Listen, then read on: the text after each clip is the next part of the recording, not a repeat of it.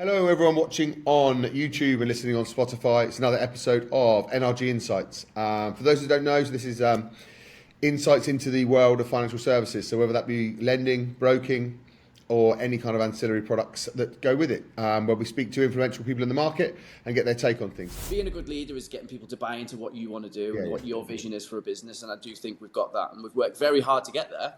We've made some mistakes in the past in terms of the culture of the business. I think every business has, but we talk about you move. Because culture, I think, it was something up until maybe 10 years ago that we all thought it was coming to something completely different. And actually, we do make the mistakes. Culture is organic, right? It comes from the top down. Yeah. And we're not talking about beanbags and drinking on a Friday. It's about it's more work to it. ethic and standard and that kind of thing. But how have you built that, and kind of what mistakes have you made, and how have you got to where you are now? It's difficult to go into the mistakes. I think they're quite personal for me in terms of, maybe certain hires didn't work out, maybe certain people didn't work as well in the business as I expected them to. And then, probably about 2.5, 3 years ago, I thought, you know what, why am I doing everything? Why am I saying, right, we do this, let's do that, we need to do this? Why am I telling people? Why don't I just give them the autonomy to do it themselves? Yeah. So I sat down with our senior leadership team and I just said, look, I want you guys to drive this now. From marketing, sales, underwriting, post-completions, finance. You guys are in charge of your own roles. I don't want anything to do with it. You guys do it. Come to me as a soundboard. Come and talk to me. If you've got any issues, of course, any problems that need help with, use me. But I need you guys to know that you have the full autonomy to make mistakes, make hires, do this, do that. And they stepped up hugely, massively stepped up. How do you do that out of interest? So you've got 3 different managers servicing, I don't know, sales, whatever it is, and you're trying to build a culture. Because obviously everyone's got an opinion on what the culture should be. How do you get them aligned? Is that where you step in and go, right, this is what it looks? We're all saying this. It happens over time, doesn't it? It's not a quick fix, unfortunately. It happens over time. So we, as a senior leadership team, meet every week. We discuss all different topics. And one of them is, how do we make people enjoy coming to work? You've got to enjoy your job. It's like being at school. If you enjoyed a subject, you excelled in that subject. I did. Because I wanted to do it. So you've got to get people on the same wavelength to enjoy the job they do, and if they don't, okay, will they fit somewhere else within the business to make it happy, make them happier in their work-life balance? So we meet every week. We're all on very much the same page, and like you say, it's top down, isn't it? You can build a culture if everybody's on the same wavelength and everyone agrees with the decision-making process. Everyone feels they have autonomy to make and say what they need to say to get to that point. And sometimes there's some hard conversations and some real hard truths to accept before you can make things better. Would you, again, it's kind of put words in your mouth, but culture fit's so important. If someone is maybe good for the business but don't fit the culture, are they really good for the business? Do you know what I mean? If you've got someone who is someone who's a top performer but affects the thing you're trying to build because culture is so important, have you always had the right mentality when it comes to seeing that, or is it? Because it's really hard, right? If someone's making you money, or someone's doing something that's good, but you can't, we've all got it in the back of our head, like that's not right. Like they're not quite fit for us. Have you made quick decisions on that? Yeah, I mean, I think anyone who's had a business 13, 14 years will say they've probably made some poor hires, or they've made hires that look good on paper but didn't really transpire into the right. Had loads of work in recruitment. Maybe, you're going to make mistakes. It's how you deal with those mistakes and how you deal with. Are you happy to have one person who can do everything but pisses everybody else off or makes everybody else unhappy, or isn't the right fit for the culture of the business? The answer should be no. It shouldn't. But you only learn that the hard way. Pardon? I said, like you said then, that's the hard decisions. You learn the hard way. Someone's KPIs, it's off someone's culture, and then but I suppose if you're selling a culture like you are, then they should know already, right? I think that's the case now. But this is only the last sort of 2-3 years really. So before that, it was a bit of a free for all. I'm not going to lie. But we've really honed in on well-being and benefits of the team and the things that we've implemented over the last year or two, and that shows with various different things within the business. Certainly, staff retention, which is huge for me. Staff retention is super huge. It's massive for everyone. I had this conversation with the BDM yesterday, and he said, would you rather someone, we're talking about retention, like it's not actually good for our business. And I said, it's amazing for our business because we sell ourselves on being able to put in staff that you retain. because actually it's not about bums on seats. You've got to keep them. You've got to keep them happy, and that's the You do. constant CEO struggle, right? It's like, is everyone happy? Constantly, What else can I do? constantly evolve the business, constantly improve everything from processes to benefits to well-being. We've got a few things within the business. We launched My Hope, which is internal well-being and benefits portal. We've got the Hope Academy for developing and digitally training the guys to make them better at what they do and just to develop them as people. Yeah. So Have you noticed that as well? Sorry, I always. Yes, okay. Because generationally, because you're similar to me when about startup times. If you notice the want in people changes, so you've got to kind of change with it. Because when I was younger, like I was money driven, and we all grafted on a kind of, you didn't really put your head above the parapet just because you worked hard, because that's what everyone did. But it's very different the way people are motivated now. Have you kind of had to move with the times, or have you kind of hit that where you kind of started with that generation? Yeah, I think everyone's different, aren't they? Everyone has different aspirations. Some people really are cash driven, and most of those fall into sales, don't they? Let's be honest. Other people just want a really healthy work-life balance and want to know that they'll be backed when they need to be backed by the team, by leadership. Others are just happy to plod. I don't know. There's different ways. Everyone. We talked about this the other day as well. There's nothing wrong with that in a business, because not everyone wants to be managing director. You can't. Everyone's so different, but you can't have just a pack of people who are the same mindset. Everyone's got such different mindsets and different ways in which they want to work. Because some people, if you take them through that Myers-Briggs things and all those areas, some of the people are your blues, your caring people. Some people are just your ruthless reds going that. The reds, they're probably not your leaders per se and your trainers, because what is the job of a leader, I think, is one of your questions you could be asking through the whole series, because it's many a hat, isn't it? It's about coaching, it's about managing targets, it's about hiring, it's about hiring the right person at the right time as well, at the right level of experience, because how long am I going to have them for? A year? Or have I got 5 years to get them up to the level I want to? What is the ask? There's so many different hats you've got to put on. But I've always found that bit fun, because I love being really, really busy. I think I'm at my best when I'm really busy and probably just at that tipping point, because, of going, I have to think of loads of different things, and then I can coach in a moment or do this. And as long as they're quick enough with me and come along with it, that's... I think you have to be if you like that, that's a leadership role. Yeah, that's a good trait. Do you think you have to be quite granular when it comes to leadership? Because again, all I'm thinking about is all my flaws while we do these, by the way, because I speak to great sales managers. But do you think I'll give you my bill later on? Yeah. Give me one-to-one. They're the granular side of it that you do. When you boil down to specific people, like it is, it's time consuming, right? It's not the biggest part of your job, but it's the biggest part of their career progression.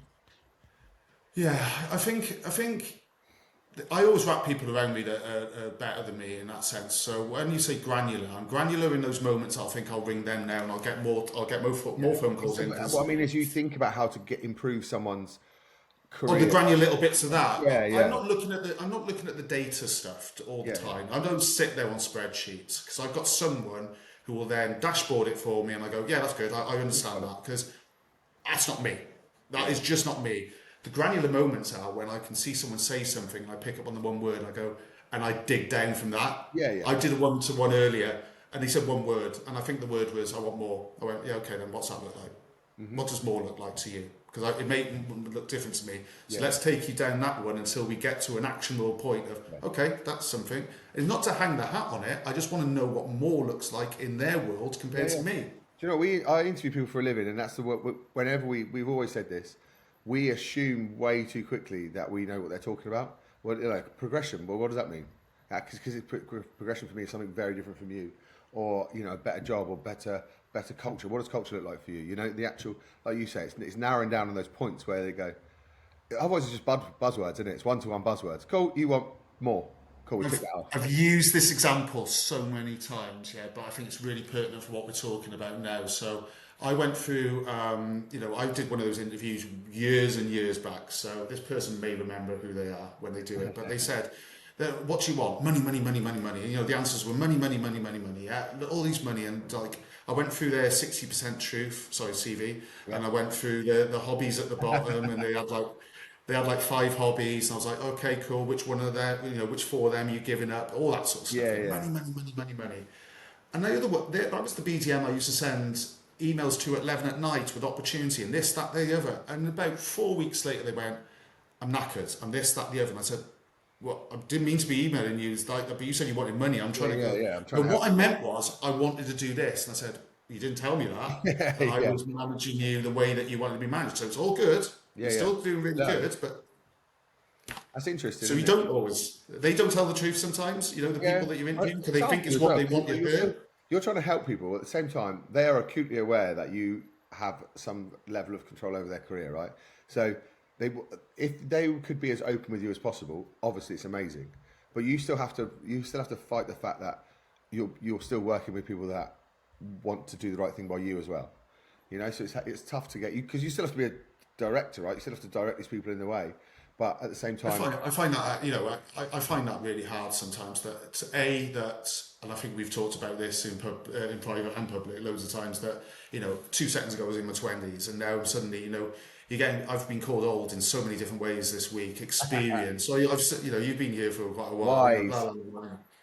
Yeah, all of these terms, but you suddenly realise that when you actually are managing someone and they're in their 20s, they may be going, God, looking up to you in a certain way, but I'm on the level going, I'm trying to prove myself to them. And Yeah, it's yeah, really yeah, weird in that sense. yeah, You know what I mean? So I try and be really open. Be open with me, I can be open to you. Do you know what yeah. I mean? Open door. I've got to change because they're not the next generation aren't changing for us. We've got to start looking at it differently, looking at how they're motivated and driven because the next generation is very different from us, right? So we have to look at it. I love that. You know, if your mission within your organisation isn't have, like, you know, diverse, you know, diversity within and living and breathing it. Oh, the headphones falling out. Living and breathing. This is because I smile and it just falls out of my ear, Marcus. Smile too much. Then you're missing a trick, and actually you will really struggle. And therefore, it's upon us as leaders. And like I say, it's kind of that learning, and I guess that's where my passion for mental health, I guess, comes from. I've really honed into that. I've purposely did my CMI level 7 on strategic management and leadership, and with a real focus on mental health within the organisation. I qualified myself just recently as a mental health first aider. I had that qualification at Atom, which I managed to do in the organisation, but I did it myself, but I did it through a 3-month study programme this time, as opposed to like a boot camped course within a week. Yeah. So I was submitting assignments. I don't want to do that again for a while because I was doing them at 6 o'clock in the morning on the train to London. But I just feel that passionate because I just want to understand that the world's really, life's really complex for people. Yeah. People are facing some real challenges, and it's happening within our organisation and with our people, and I just want to be a better person to understand what's going on so I can lead them better and understand them, and I can be there for them when the times are hard, and we can work it all through. And you will get that back, and I don't do it for this reason, but I promise you, if you invest in your people that way, you take the time, you adapt, you help when help's needed, you get that 10 times back. Amazing. Without even saying, you don't even need to ask. Yeah, that makes perfect sense, and you've obviously got great energy, and you clearly care, and we'll go into that actually because most people come from sales to sales directorship. You know, it's a natural progression. One is a very selfish role of, I'm not with the greatest respect to, you know, I'm in sales. Yeah. You know, it's KPI driven, isn't it? It's all about you, and then you go to leadership where you've got to care about everyone else. How was that transition for you? And generally, do you see it in people? Because the leadership and sales are so far apart when it comes to the natural traits. You are, but I do feel that it's changing. I think even just leadership in itself is changing. And I believe, genuinely, you can still deliver the results, and you can still be a decent human being. You can still have really high EQ. And I know that some of that dial's shifted. And I remember at times wondering if I was ever going to cut it. Because even when I had aspirations of leadership, I remember thinking, I can't be Wolf of Wall Street. I can't be that person who's helicoptering over someone and totally honour That's them changed day in, massively as day well, out. isn't it? Uh-huh. And I remember thinking, right, okay, I can just only ever be me. I can only ever be my authentic self. So I try to be a transformative leader, like transformation in the sense that I'm empowering my team. We have a shared vision. Morale's, trying to keep morale really high. It's continuous improvement. It's feedback. We've all got numbers to deliver. Yeah. And we'll deliver those if the environment is really positive and people feel they can speak up. And not every team member will be functioning the same, behaving the same, their performance will all be different within it. And it's my job to understand that and understand what motivates them, what makes them get out of bed every day. We talk about that, and everyone gets a one-to-one. Everybody gets a one-to-one every month. Everybody gets that time, and they'll get even more than that time if they need to. When I've got new people coming in, clearly I'll afford them a lot more time, and we chat, and it's just informally, how are you doing? How has your week been? Every week we go on a Friday call. We have a Friday briefing, and we communicate. How has your week gone? And even if it's been rubbish, tell us it's been rubbish. I want to hear the good stuff. Doesn't drive us forward at times. It's lovely, and we need tell us all. But tell me the challenges. Tell me the frustrations. Who's drove you nuts? What's going on in the market? What are our brokers saying? So that's how I'm trying to lead. And I've delivered the numbers. I've delivered numbers when I was at Atom Bank. Yeah. I delivered the numbers when I'm here at Lend Invest. I also have to remind myself, somebody gave me this feedback, and honestly, when something like sort of stabs you in the heart, I was like, oh my God, he's so right. And you'll know who he is when he listens to this. What I had to remember, and it was that transition of BDM to head of sales. I find it awkward saying this, but I don't mind saying it. I was a good BDM, right? Yeah. And I love brokers. I absolutely, and I still go and see brokers to this day. I will hide I don't sit behind my desk. I go out and see them because I want to support my team, and I want to just be with brokers and then I can bring it all back to camp, and then we can make the changes what's needed. I think that, then don't get me wrong, I think some of the best managers are the ones that may have had that technical experience, because I think that to be able to show a level of empathy and understanding of this is why it's difficult and this is what's happening. But you're absolutely right, and you look at even some of the biggest businesses like in the world, when they're bringing in a new CEO, that CEO might not necessarily have come from that exact same industry. They might have come somewhere else, but you're hired for a different insight that you have, because you understand how it operates. And I think leadership's very similar. My team know more than me, and I would always hold my hand up. But it's sometimes in leadership, you're not necessarily paid for the job that you do. You're paid for the intervention that you may need to make. And there are two sort of key differences on that as well. How is it with different personalities and kind of different egos? It's a sales team at the end of the day. How do you manage that with different people in your team? What are the important things to think about when you're going into that leadership role? So everybody has their own driver. What gets them out of bed in the morning, gives them job satisfaction, puts a smile on their face, and that sort of spring in their step. It's different for everybody. And the key with sort of leadership, I think, is making sure people feel that they're an individual, they feel sort of included, but they're also, I suppose, celebrated for the fact that they have differences, I think. But then you also then need to know how to kind of knit them together, the different personalities, in order to form the team. And taking time out with somebody, or with an individual that you just don't talk business about, but you talk about them, their family, what are they doing, what they enjoy, all of those little bits makes you feel valued. And there's something called the psychological contract, that's, and that honing in on the psychological contract. People like wanting to, needing to feel that they belong, and that they're important. All of those little bits, they're all the things I think that probably help teams be successful, but also leaders be successful within for their teams. Yeah, nice. Yeah, you're right. I mean, and again, I'm very blessed in my job. I get to speak to loads of sales directors, loads of really successful heads of sales, and people that run teams. And you're right. I think knowing the individuals is really important, isn't it? Like actually getting to know them. It's not just again, it's not that KPI. It's not all KPI driven. It's about No. what motivates people. Out of interest, Annie, you've been in it a while. I'm not going to say you're old because you're younger than me. But how are you finding the generational change of kind of what motivates people? Because the drivers now are very different. I've just done a Rising Stars thing where we talked about it, and the next generation are not like us. Like we weren't by the generation before, but how are you seeing that kind of shift in, the drivers, the motivators, what they want out of a business or what they want out of a role? Have you noticed so much of a shift?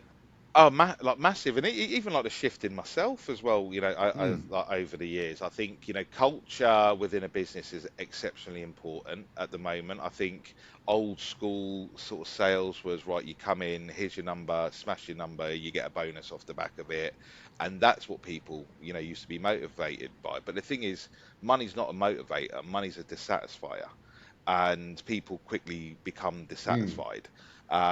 The now what I think the kind of modern sales force or sales team want, they want to feel that they're invested in, they want to feel that they matter, they want to feel that they can contribute.